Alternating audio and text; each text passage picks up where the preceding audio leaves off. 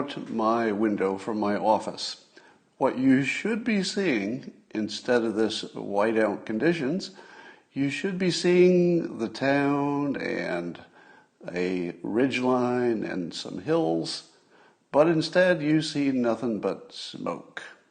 That's right, nothing but smoke.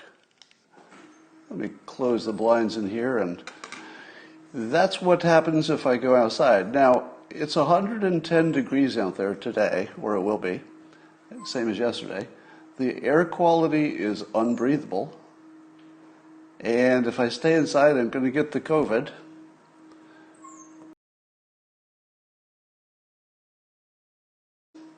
Everything's great.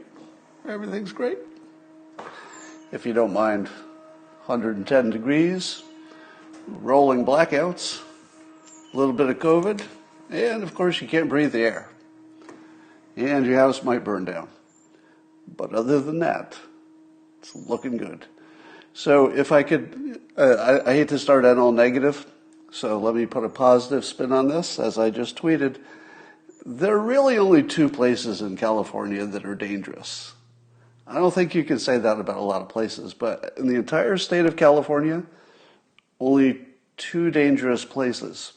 Those two places are indoors and outdoors. If you can stay away from either being indoors or outdoors, you'll be safe in California.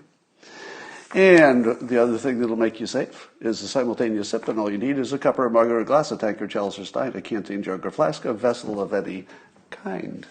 Fill it with your favorite liquid. I like coffee, and join me now for the unparalleled pleasure of the dopamine hit of the day. The thing that makes everything better, except maybe California. It's called the simultaneous sip, and it happens now. Go.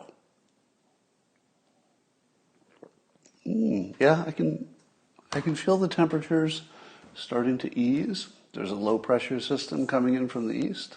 Yeah, I think things are getting better. Somebody says, it sounds awful. Why do you stay? Well, have you ever been anywhere else? I don't like to brag, but it is just the truth.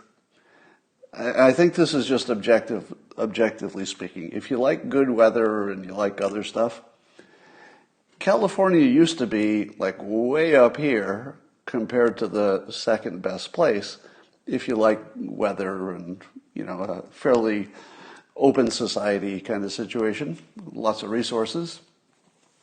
But that was then. Now I would say that gap between California as a place to live and the second best place, it's a lot of that gap got closed, but it's still just marginally better than a lot of other places. Because if you move out of California, you might have to experience a thing called winter. Ugh. Or a thing called bugs. I don't know, we've got bugs, but not many of them. Have you ever been in Florida during the summer? Yeah, it's a little muggy, a little bit muggy. They got some bugs. We don't have that. So you could take 40% off of the goodness of living in California, and I think that's kind of where we're at. I would say that California is approximately 40% worse, all things considered, from taxes to forest fires and everything else. Probably 40% worse than it used to be, and still competitive. That's just the truth. But it won't be that way much longer. Here's an interesting factoid, a dog that's not barking. Do you remember how often I was on the news or news-related channels in 2016? It was quite a bit. In 2016, I had a contrarian view that Trump would win. Many of you had the same view, but among the people who actually said things out loud in public, I was in the group that were kind of rare because I was saying he's definitely going to win. Now, I'm still the same person. I might be even arguably more interesting now because I've spent enough time talking about politics that I'm less of a freak show and maybe have something to say. I have no interest from any of the news outlets, except for, I'll get a Breitbart radio, or Breitbart actually still has interest, and Fox will occasionally have me on. But absolutely nobody on the left is interested. Just complete lack of interest. And it might be because of what I would say. They don't want I don't think they want their audience who's sort of locked into their little news silo to hear anybody from the other silo who has anything to say. So it's interesting to me that there's no interest in me. Now that I've been proven right more than wrong, you'd think there would be more interest, don't you? All right, let's check in on the Biden riots. Hashtag Biden riots. That hashtag's doing pretty well, by the way. Still zooming. And I guess we had some big games in Rochester and Portland. If you have not yet seen any of the humorous videos from not last night, but the night before, of the Antifa guy, or Black Lives Matter, I can't tell, who got his feet caught on fire in a Molotov cocktail situation of his own doing, I guess, or somebody else's. And he started doing what looked like a funny dance to put it out. Now, it wasn't funny if it was you who had their feet on fire, but if you're just watching it, it was kind of funny. I hate to admit that. It doesn't speak well of me, does it? But you're in the same boat. You laughed when you saw it. I know, I can see you. I can see you. You're smiling right now. You know that was funny. Tragic, but funny. And it's been put to music by a number of clever people.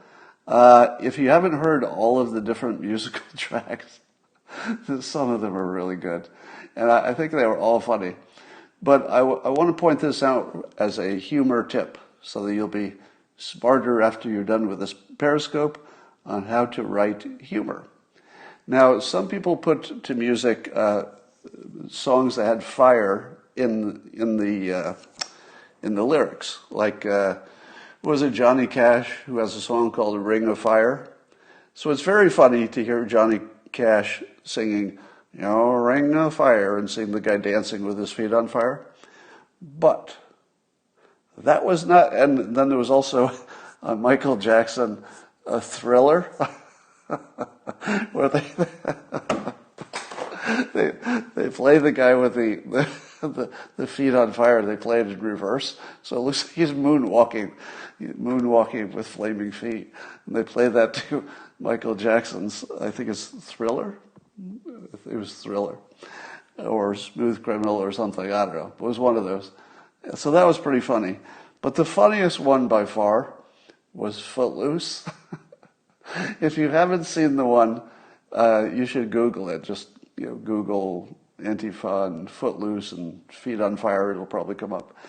And what's funny about Footloose is that the mood and tone of the song Footloose is happy and free, and it's sort of like a celebration of life and freedom and all that.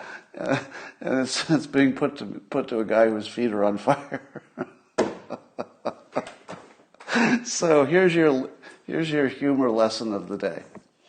Humor, or the laugh reflex, happens when your brain can't process two things that don't fit together. So if you can create a joke where you've put two things together that sort of fit in a pseudo-logic way, but your brain knows they don't go together, then your brain will just laugh because it's two things that don't belong together. Now, once you see that rule, it becomes a lot easier to write humor or to know that you've written it correctly, because anytime you can make two things that don't fit together with a pseudo-logic, people get that reflex and go, and they laugh at it. So listening to the happy Footloose song while the guy's dancing with his legs on fire, it shouldn't be funny, but it is. All right, speaking of funny, a man in France, I think this was on the Fox News site or CNN, I can't remember which one, But a man in France was injured Friday after he blew up part of his home while trying to kill a fly with an electric swatter. Again, tragic.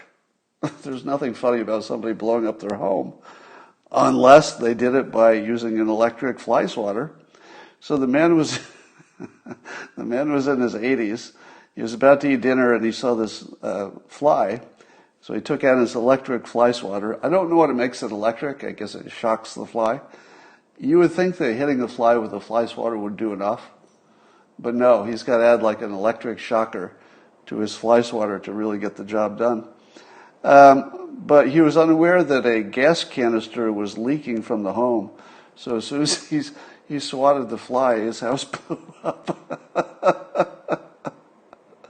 Which is not funny. I'm laughing at a different joke that I thought of at the same time. I don't know what's wrong with you if you're laughing at this joke. This is a tragedy. I think he was uninjured. I don't know how he blew up half of his home and was uninjured, but that's the good news. All right. So while you were sleeping, the COVID-19 epidemic was solved. What? You don't believe it? No, it was. It's all solved now. So I might have a little bit of hyperbole in that statement, just a little bit, but listen to my evidence. So yesterday, or this morning, I guess, we saw the result of a randomized clinical trial, also known as the good stuff. We're not talking about observational study, where you just look at things that already happened. We're talking about randomized, where they did a controlled experiment where they randomly created two groups of people who were hospitalized but not yet in the ICU. And they gave them vitamin D. Now they also had hydroxychloroquine and zinc, which was part of their standard treatment for all of them. So everybody who got treated was already on hydroxychloroquine and zinc. Where is this, you might ask? Not the United States, surely. That is correct. It was in Spain. So it's a Spanish study, university study linked with a hospital, I think. And they studied 76 people, and they divided them randomly, roughly in half. And they found that the ones who were treated with this calcifediol, they call it a downstream product of vitamin D3. So it's vitamin D3-ish, but it's not the same vitamin D that you're getting over the counter. All right, so this is sort of a hyped up, beefed up, if you will, medical grade vitamin D. So I want to be as clear as possible. You don't get that vitamin D just by getting a pill over the counter. The pill over the counter might be useful also, but we're talking about a strengthened version here. And they gave it to people, and so it helped keep people out of the ICU by a factor of 25. It was 25 times more helpful than the people who didn't get it. I might be saying that wrong, but you know what I mean. The difference was gigantic. Out of the control group, exactly one person ended up in the ICU. In the group that got the vitamin D, the special kind of vitamin D, only one of them ended up in the ICU. There were 25 or 26 of them, versus the half of the people in the other group, half of them ended up in the ICU.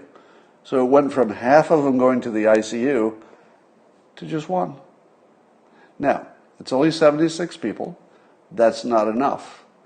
It is enough to get a statistically meaningful result, especially when the result is so different.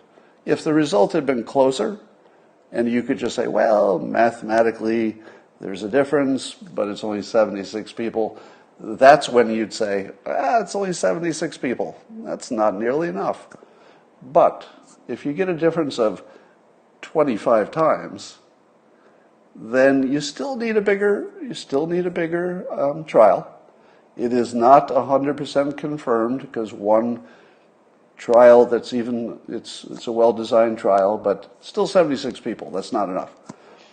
So it is not 100% confirmed, but and also there were some questions about whether the two randomized groups were truly as random as they could have been, because there were a few more obese people in the group that didn't get the D3. So, but even if you were to correct for all of those differences, it's still an overwhelming advantage that was shown in the study if it holds to be true. Now, at the same time, and by a coincidence, there was another study, an observational study. Now, the observational study is not the good kind. So it's not like the first kind I talked about, which is the gold standard kind, just needed more people. That's its main problem. But the observational study, an Israeli group did this, and they also found a strong correlation between how well people handle the COVID and how much vitamin D they have in them. So it found that if you had vitamin D levels that were near normal, you did well. If you didn't, you did poorly. Now, you're going to learn something about the difference between observational and randomized. And it goes like this. The observational study can't tell you which way the cause and effect worked. Because if you're just looking at what happened, what you don't know is it because they didn't have vitamin D and that's the reason they had poor outcomes, or did they have poor outcomes because they were generally unhealthy, and people who are generally unhealthy also have low vitamin D? So is the vitamin D just a coincidence of the fact that people who are unhealthy have bad outcomes, or is there a causal thing? The observational study won't tell you which direction it goes, and you can't be entirely sure that you even have the correlation right if it's an observational study.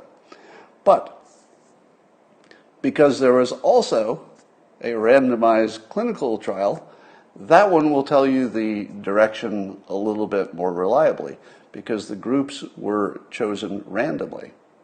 So if you choose people randomly, you are not already selecting the sickest people, just accidentally because, you're a human being. So maybe you treat the sickest people differently than the less sickest people. So I'm not sure if I explained that well, but the point is that there are two pretty strong indicators that vitamin D might be the silver bullet.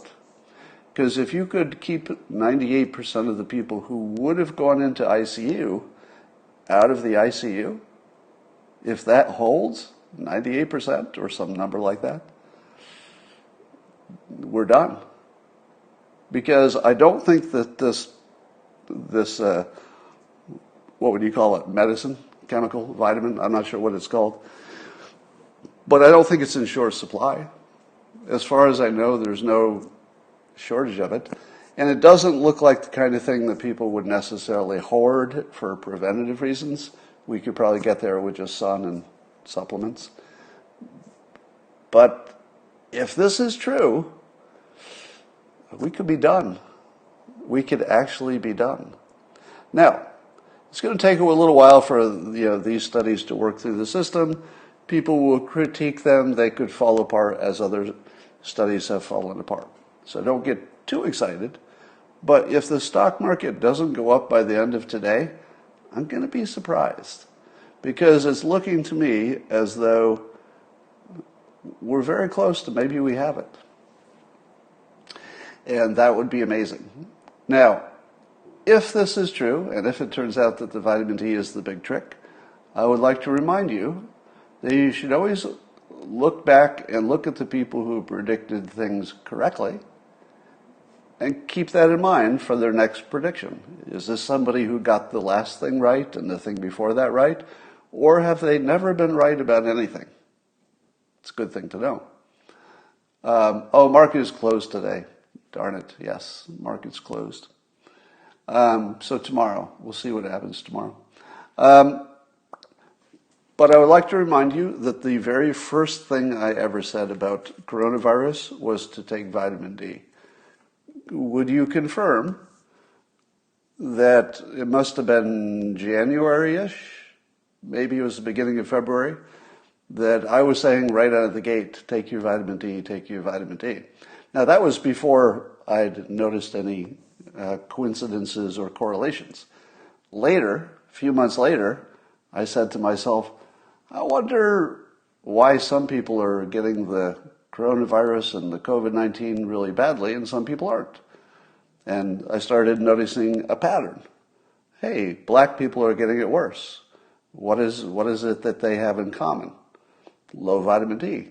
Hey, fat people, people with diabetes, people in certain places. And when you start looking at all the groups that performed badly, they had one thing in common. Kind of all were low vitamin D. But again, the correlation could be backwards, you don't know.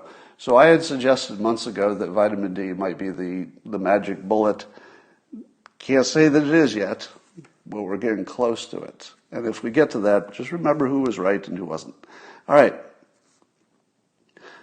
Pete Buttigieg tweeted that if you're used to voting Republican, so he's giving advice to Republicans here, years from now your grandkids will ask what you did in this moment, and you'll have to tell them if you were a, quote, John McCain Republican or a, quote, Donald Trump Republican. And I tweeted back, I'll tell them I stopped believing in fake news after the Fine People hoax. Because here's the thing.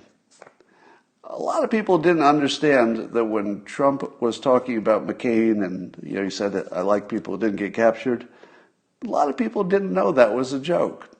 One of the people who didn't know that was a joke was let's see, what's her name? Daisy Fuentes Marks. Now, you might recognize the name Daisy Fuentes as an actress.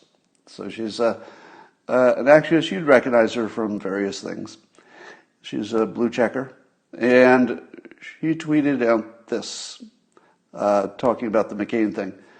2+ years ago, this was a story. It's on tape, meaning what Trump said about McCain. Like many other insane things he said, that his blind zombie followers, I think that's me, I think I'm one of them, blind zombie followers ignore, but it can't be denied. He called Senator John McCain a loser for being a POW. This is typical Trump. He's a dumb, hate-filled liar and misogynist. So when I saw that, I commented back to Daisy Fuentes Marks, and I said, Trump told a Chris Rock joke about McCain, because Chris Rock actually told that joke before Trump did. But he didn't credit Rock. And then I put in parentheses the joke about preferring heroes who didn't get caught. It was the same joke, they just worded it differently. And then I said, you literally want to overthrow the government because you don't recognize a joke. That's actually what happened. This is somebody who wants to overthrow the government of the United States. In other words, get rid of Trump at any cost, in part because she doesn't recognize a joke. And so I said, maybe the problem is on your end. She responded, as you might imagine, this way. BS circus with Trump's trained monkeys. Again, I think that's me. I think I'm a trained monkey in this telling of it. Defending his stupidities. What's wrong with you people? Again, that would be me. Who cares if Chris Rock made a joke? You see where this is going? She has now acknowledged that the president told the joke. She did not know until I explained it that it was a joke. So now she has to change her objection from being a horrible thing he said to, yeah, it was a joke, but it's still horrible, and here's why. And she says, a president must know better than to say something like that. There are many better things to quote as president. How do you fall for this crap? Now, she also said that Trump doesn't have any sense of humor, so therefore it couldn't have been a joke earlier. To which I pointed out that Trump is the most successful stand-up comedian in the history of humanity. Because his rallies, which always have gigantic audiences, are literally stand-up comedy. He does it to entertain. He intentionally says funny things, and his audience laughs. And they go there because they know he's going to say funny things that will make them laugh. He is literally the most successful stand-up comedian in the history of civilization. If you just look at the number of people who go in person to watch him say funny things and then laugh about it. I mean, he does other things, but you have to admit the reason that the crowd is so big is that he brings the entertainment and largely humor. So how can you be an informed voter, as Daisy Fuentes Marx would like to believe she is, I think, without knowing that the president is not only somebody who does know what a joke is, he recognizes them, but he's the most successful humorist of all time in terms of stand-up comedy, in front of a live audience. So when you catch somebody off guard, do they change their mind when they get new information? Well, I've never seen it happen. But here's a finance guy, somebody who's not an artist, must be a Biden supporter. And he repeated the very fine people hoax as if it were true. So as I often do, if somebody thinks the fine people thing is true, I go in and correct it. And I said, that's the low information voter version. I like to say that because it puts people on their heels. If you tell somebody they're a low information voter, and then you tell them what they missed, it makes them pretty mad, which is partly why I do it. And now, who did he say he specifically included from the fine people group? So I challenged him to go back and look at the transcript. Now, I don't know if he did, but here's the setup. So it's somebody who's anti-Trump. They're not an artist. It's somebody from some kind of a finance background. So it's somebody who knows critical thinking and risk management. And I've just told them that a central part of their belief system, this fine people thing, didn't happen. And I told him where to look to confirm it. Now, I don't know if he looked, or he just knew that if he looked, he would find out he was wrong. But here was his reaction. He tweets me, and he says, I see Scott Adams has gone from drawing comics to randomly commenting on Twitter, defending Trump's racist behavior, and thinks I'm a low information voter. Okay. So what did I tell you? It's always sarcasm. So the artist will just say stuff that's just batshit crazy, and that's how you can tell they're artist. You're like, well, you said that's not even logical. But when the people who actually do understand reason and logic and risk management and stuff like that, like this gentleman, once you show them that they've been duped by their own news sources, which is what's happened. These are smart people, by and large, smart person, who has been fooled by his news sources because he thinks they're still news. There are a lot of people who don't know that any attempt to display the news in an objective way, that's not really current day. That's a little bit 10 years ago. And 5 years ago, there was a big change. So look for the sarcasm tell. So one of the things that happened this week is that most of the citizens of California became pro-nuclear power. Now, they don't all know that they're pro-nuclear power, but they will be, because we don't have electricity in California all day long like you other people do. And it's because of bad energy management, because we closed down a nuclear plant. We're going to close down or have some gas facility. So we've mismanaged everything. And I think that a lot of Californians are going to learn for the first time, okay, I'm a little bit desperate now because I do need electricity to live. So can I get there with solar panels? No. What would work? And then I think nuclear is a guarantee at this point. So we can stop selling nuclear. I think it's sold. We still have to convince people, not convince, because that imagines that you're not using facts. Some people need to be educated that what nuclear energy is in the year 2020 is by far the safest type of energy source. It's not even close. So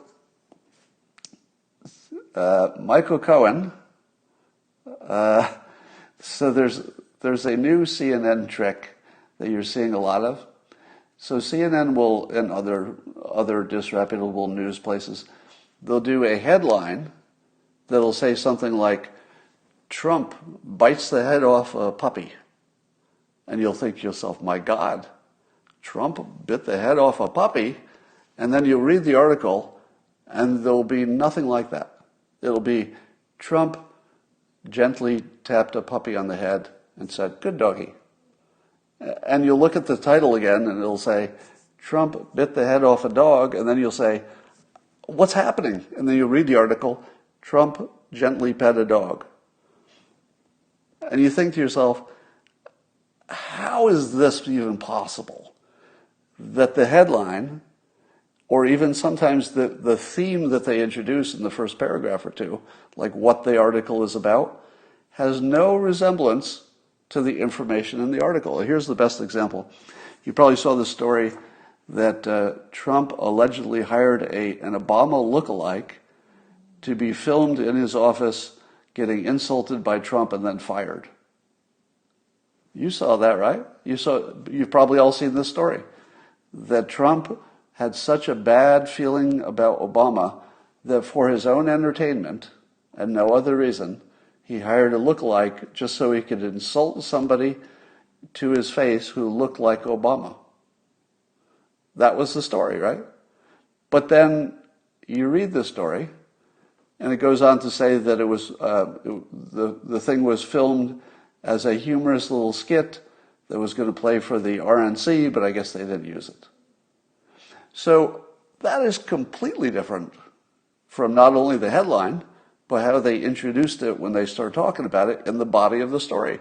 And you have to read like halfway down before you get to the part where they say, oh, it was actually made for the RNC. It had nothing to do with Trump needing to, fire Obama for personal reasons. So you're seeing a lot of that. The other CNN trick, Nancy Pelosi described as the wrap-up. So there's a video of Pelosi actually describing this technique as a political dirty trick while she's using the technique. So there's two different times, but you can see her describing the dirty trick, and then you can watch as the Democrats use that dirty trick. And the way that works is that some politician will make a claim, and by itself it may not be persuasive. Then you get somebody to write a story about the politician who made a claim, and now you have two sources. It's really just the one person who made a claim, but now it looks like there's also a reporter who dug into it and is backing the claim, but really they just talked to the first person. Now, the other media will do the story about somebody's reaction to the story. So now you've got just one stupid claim with no evidence, turned into a story about the stupid claim, that's two sources, and now a bunch of the media starts writing about it and saying different things, all based on the one source that's not credible, and suddenly it's national headlines, and you're dealing with well, we're not reporting it's true exactly, which is the dodge they use. We're not saying it's true. We're saying the allegation is out there, and then we asked this politician. So it looks like they have a new feature on Periscope where it will put you back into the thing you got kicked out of, which would be a great feature. Yes, so I lost the connection there for a moment, but Periscope now has a feature that allows me to get back into the same Periscope, which is amazing. I hope that's what's happening. All right, let me go on. As we're watching the Black Lives Matter protest, etc., and as we're thinking more deeply about everything around there, I would like to suggest that the only standard we should compare people is by similar strategies. Now, maybe similar starting places. In other words, let's compare a poor white kid to a poor black kid. So let's say they're both starting, from a deep hole. What if they use the same strategy to succeed? Let's say they both pay attention in school, they stay out of trouble, they stay off drugs, they find a mentor, things that would be obvious good life strategy. If you were to compare then the outcomes of, let's say, the poor black kid who did everything right, strategy-wise, to the poor white kid who also did everything right, how would that look? Which one would get the job? Which one would be doing better in 10 years? If you're not looking at that, you're just involved in something that isn't helpful, which is what Black Lives Matter is. It's completely unhelpful. And so unhelpful that at this point, American Airlines said that they would allow their people to wear a Black Lives Matter pin when they're working, but they would not be allowed to wear, let's say, a pro-Trump pin or something like that. Now, I think the difference is Trump is political, whereas Black Lives Matter is more of a social good, would be their thinking. But here's what's different. Just because of the protests and everything we've learned about Black Lives Matter being a Marxist organization and what we've seen in terms of their actual actions, the members' actions, you can say now, in September of 2020, you can say out loud without getting canceled that BLM, the organization, is a racist organization. Now, I think I would have been canceled for that not too many months ago. But now it's sort of seeped into the understanding of what's going on to the point where you really can just say it out loud. Hey, American Airlines, if you let your employees wear a BLM pin, I would personally consider that racist. Now, I get that you could disagree with me, and I get that you could say, no, we're just trying to make things less racist. That's the whole point of Black Lives Matter. But would you accept that everybody gets to have an opinion? My personal opinion is that the Black Lives Matter movement was well-intentioned by most people, not necessarily the organizers, but most people involved had good intentions for all the right reasons. But nonetheless, it has evolved, and fairly recently, into, I would say, a straight-up racist organization. So if you're not looking at comparing people by life strategies, you are just being a racist. Because if you compared people who had exactly the same strategy and you found out they still had different outcomes, well, there's your racism. Because once you've eliminated, the what you do with your life as being different, and you really got apples and apples at that point, if there's still a big difference, then I'd have to say the presumption is racism. I'd like to know how big that is, but you can't know until you compare people by strategies. Here's an idea for you. Oh, well, let me just mention this. I think it was in a Molly Hemingway article, mentioned that there's a writer for the Washington Post named Dan Balz. Dan Balz, spelled B-A-L-Z. Now, I'd never heard of Dan Balz. I've heard of his brother, Harry Balz. And I didn't really have anything else to say about that. He just should have a brother named Harry. All right. How about this for a tax plan? Are you ready? So you've heard every kind of tax plan in the world, from tax the rich to flat tax to VAT to every other idea. But you haven't heard this one. So this is my very own invention. It goes like this. Suppose you based the tax rate on the top 1% on the outcomes of the bottom 10%. So here, in rough terms, without working out the details, it would look like this. Your top 1% has a tax rate of X, But if the bottom 10% could, let's say, increase their average income by 20%, that the top 1% get to cut their taxes. A little bit, just a little bit. And if they can get, let's say, more of the bottom 20% to graduate from school, if they can get unemployment down to some really low level. So the point would be that the top 1% are not like everybody else. What Bill Gates can do, or any of the billionaires, just name a billionaire, Jeff Bezos. What a Bezos or a Gates can do in the world is so much bigger than what you and I can do. They can actually change.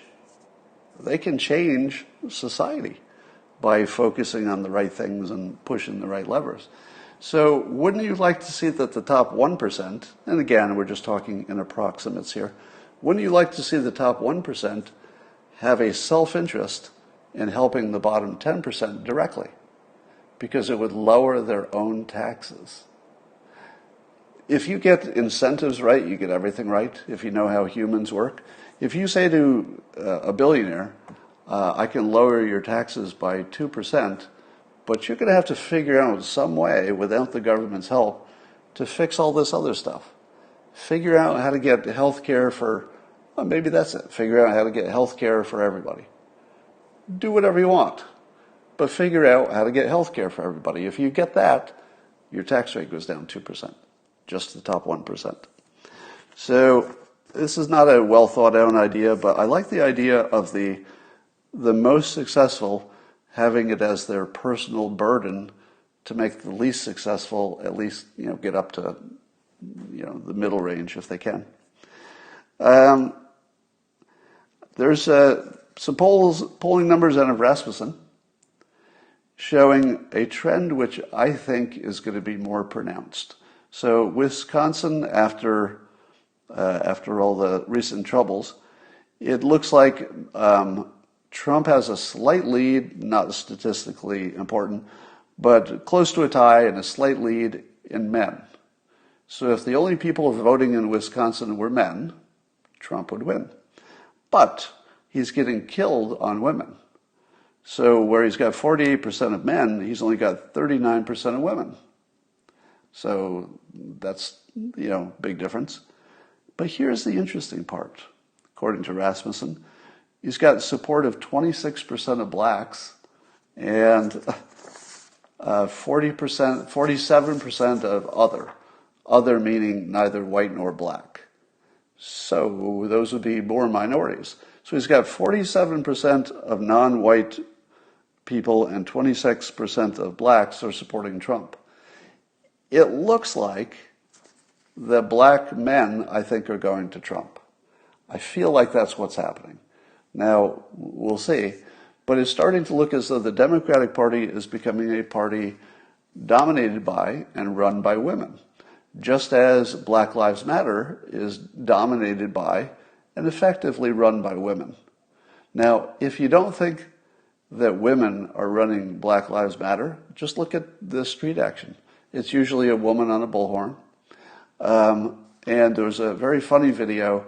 I forget. I don't know which city it was in. It was probably Portland or maybe Rochester. And there was a video from last night, I think. There was a black woman in her car, and she gets stopped by a bunch of protesters. Now, from the camera angle that I had, I couldn't see everybody, but the people standing directly in front of her car and blocking her from going wherever she needed to go, might have been home, looked like they were all white. So they look like white supporters of Black Lives Matter, and they're blocking a car of an actual black person. So all these like fake LARPers are standing in front of the car blocking an actual black woman who just wants to get home or gets to wherever she wants to go. Somebody says it's North Portland. And what do you think happened? So here was the competition. Didn't look like there was any law enforcement anywhere. So it's one lone black woman who's telling these people to get out of the way, quite forcefully, and a bunch of white Black Lives Matter people refusing because they just didn't want anybody to get through. Well, If you were born yesterday, you might say to yourself, huh, sounds like a fair competition. Maybe it'll be a standoff. No, it wasn't a standoff. Because in the hierarchy of the Black Lives Matter world, a black woman is the top of the pile. A black woman outranks a black man, and black people in general outrank the white supporters of Black Lives Matter. And I think everybody would agree with that, right? That's the rank which has sort of evolved. And I'm not arguing that there's anything wrong with that. You know, if it sounded like I said, and that's a big mistake or something, I'm not saying anything like that. I'm just observing. I'm simply observing that the Black Lives Matter movement is primarily female-dominated, as is the Democratic Party in general. Not that there aren't plenty of men, but those men are subservient to the women who are sort of running the show. And you're actually seeing a trend that I predicted a while ago, which is has a lot to do with how the genders, relate to each other, and who wants to be in charge, really. I would say the Republicans are more practical about that. That is to say, I don't think the Republicans have a sense of who needs to be in charge. I think if you've got the talent, you're in charge. If you work hard, you're in charge. If you don't, you're not. I think the Republican view is, who cares? It just doesn't seem to be important. And the Democrat view is, oh, it matters. It matters. All right. That is what I wanted to say today.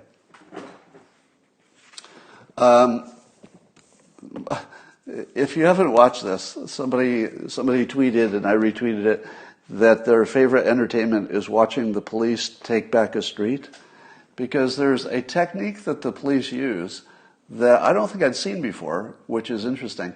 When the big group of police form a line and they go at once and sort of attack the crowd and push them back, there's a thing the police do, and I don't know if this is part of training or is just a thing that they do, but they'll sometimes just push over a protester, like just push them off their feet and have them fall backwards, and then the protester will get up again and we'll just push them down.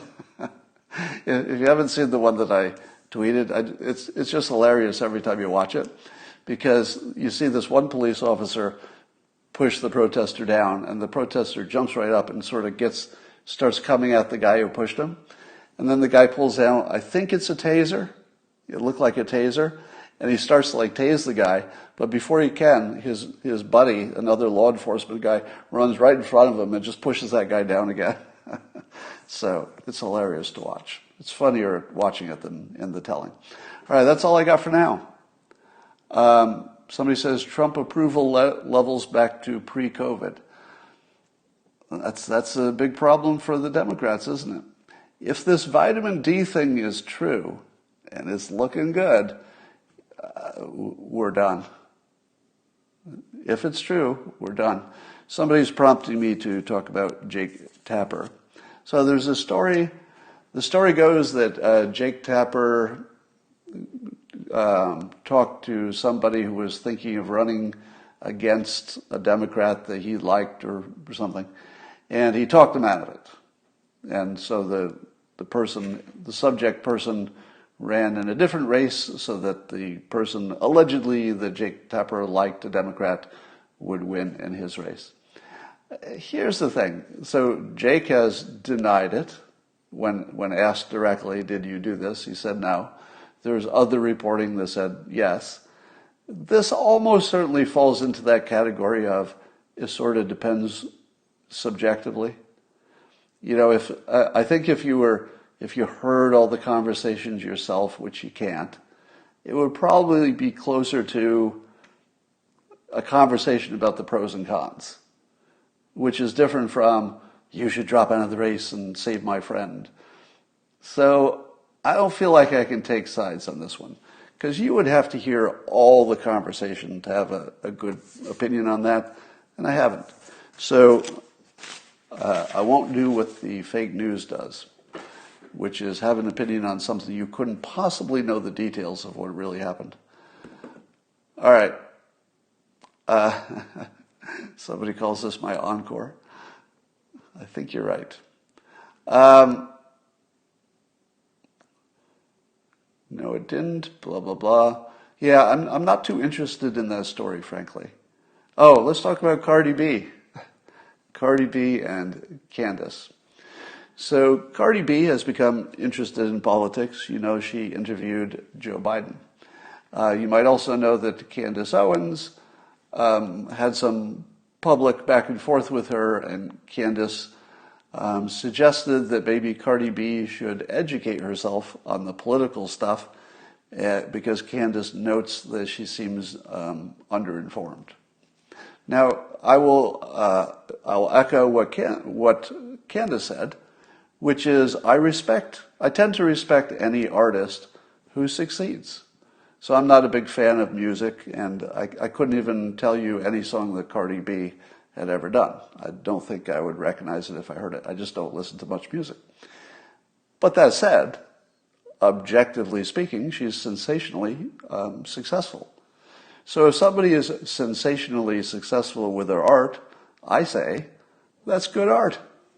It's good because people wanted it. It's good because people bought it. You know, there's nothing else you have to discuss. Art is not objective. If a whole bunch of people want to listen to your art, you're an artist. End of story.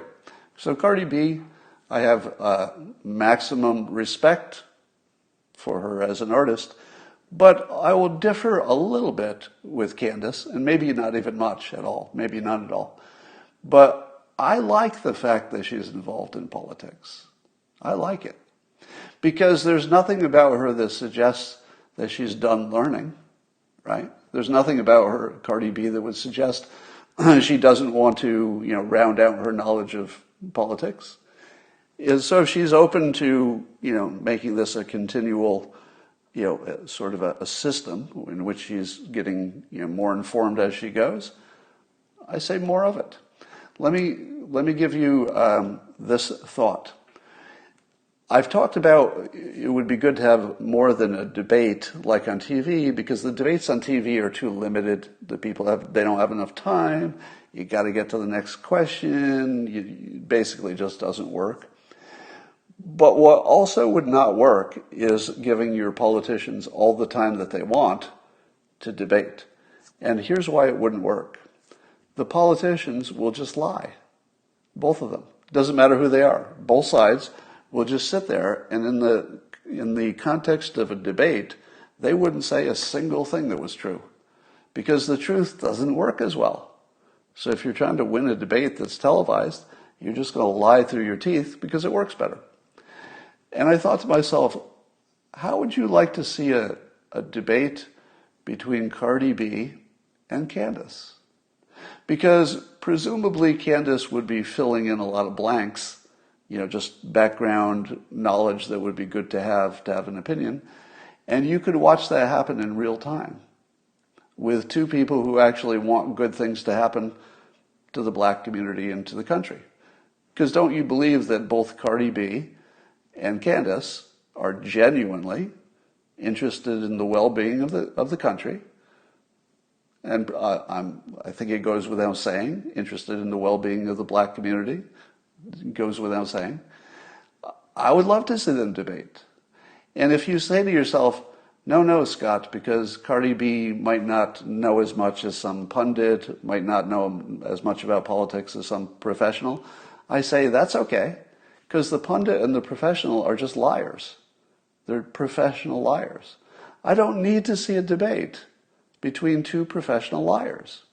But if you put Candace and Cardi B in front of the camera and just turn it on and just step back and watch what happens, you're going to end up smarter. Because you're going to hear something from Candace that you'd never heard before, and you're going to say, really? And you're going to look it up, and you're going to find out that's a thing. So watching Candace, let's say respectfully, because I think she would do it respectfully fill in the blanks for Cardi B would be really good. That wouldn't even be just worth watching. That would be the best thing I could watch this month, not counting the Biden riots, which are very entertaining. So let's do it. Who's with me? Wouldn't you like to see that? Tell me the truth. You would like to see that, and it would be better than watching the politicians, because they would just be liars. You know, I don't think Candace, has she ever been accused of lying? I mean, I'm sure everybody's been accused of lying. But I would trust Candace to come with the truth. If anything she said wasn't 100% accurate, it wouldn't be because she intentionally lied. Cardi B, I see no reason to think she wouldn't be completely honest. I would love to see two honest people have a debate. How often do you see that? Two honest people who actually just want the world to be better. That would be the best debate of the whole year, hands down. So let's get that going. Love to see it. All right, that's all for now. I'll talk to you later.